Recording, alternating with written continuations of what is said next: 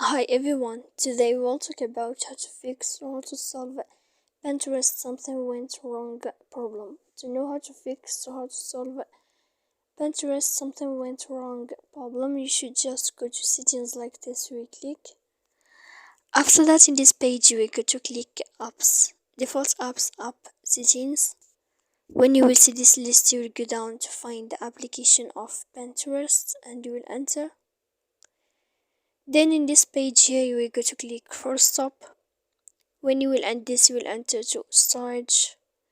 After that, we click clear cache. Then we go to click clear data. And when you will end all this stuff, as you see here, you can turn off your phone. So please don't forget to support us by like and subscribe.